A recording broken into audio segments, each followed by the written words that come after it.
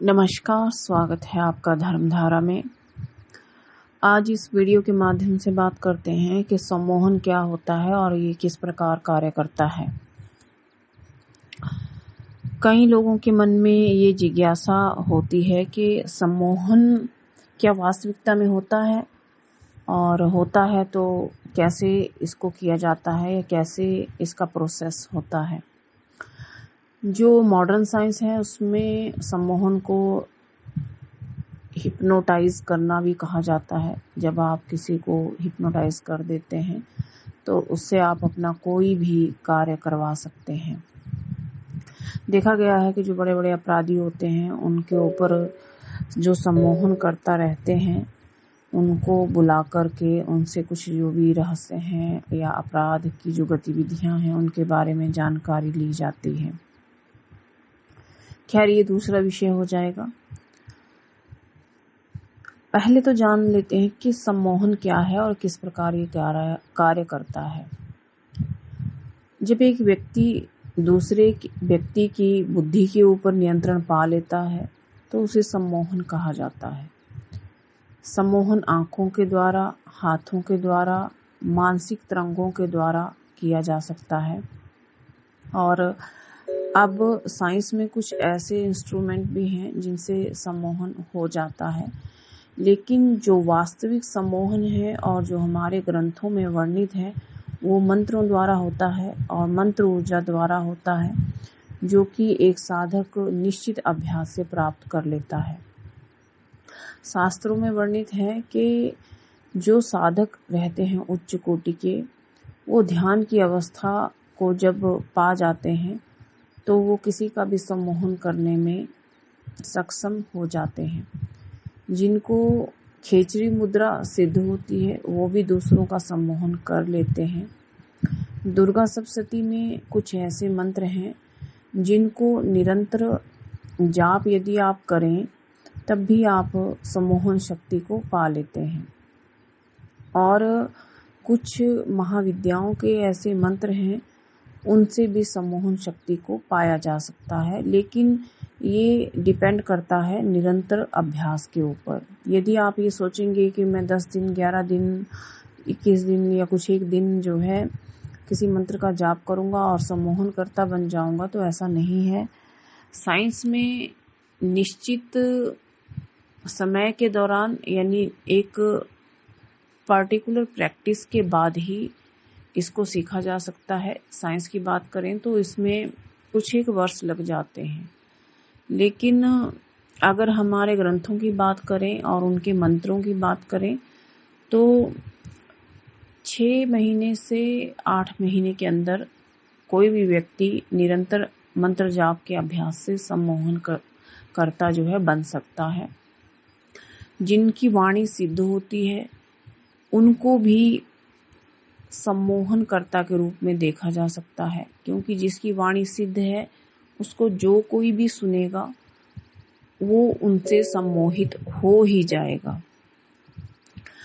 कुछ स्तोत्र हैं जिनको पाठ करने से भी सम्मोहन कर्ता की शक्ति आ जाती है या आप सम्मोहन कर्ता बन जाते हैं। तो उसमें से कुछ एक बीज मंत्र हैं जिनके बारे में मैं आपको बता दूं, जिससे सम्मोहन कर्ता आप बन सकते हैं, लेकिन उनका निरंतर जाप या निरंतर अभ्यास करना पड़ेगा। जैसे एम, जो भगवती सरस्वती का बीज है, वो भी सबसे बड़ा सम्मोहन कर्ता बीज अक्षर माना गया है। जिसको एम बाघ बीज अक्षर सिद्ध हो जाता है, उनकी वाणी जो है वो सिद्ध हो जाती है और वो सम्मोहन कर्ता बन जाते हैं या किसी को भी सम्मोहित कर सकते हैं। दूसरा है कलिम बीज मंत्र। जिसको कलिम बीज मंत्र सिद्ध हो जाता है उनकी भी जो वाणी है वो सिद्ध हो जाती है और वो सम्मोहन किसी का भी कर सकते हैं। एक नाम है भगवान श्री कृष्ण का, यानी कृष्ण शब्द से भी सम्मोहन संभव है। जो कृष्ण मंत्र का लगातार जाप करते हैं, यानी कृष्ण नाम का जो लगातार जाप करते हैं, उन्हें भी सम्मोहन की शक्ति प्राप्त हो जाती है। भगवती दुर्गा सप्तशती की जो बुक है उसमें भी अर्गला स्तोत्र जिसको सिद्ध हो जाता है उसे भी सम्मोहनकर्ता की शक्ति प्राप्त हो जाती है। कुछ एक तांत्रिक मंत्र हैं जिनसे भी सम्मोहनकर्ता की शक्ति प्राप्त की जा सकती है। और त्रिपुर सुंदरी जो स्तोत्र है और जो त्रिपुर सुंदरी जो मूल मंत्र है उससे भी सम्मोहनकर्ता की शक्ति आपको प्राप्त हो जाती है।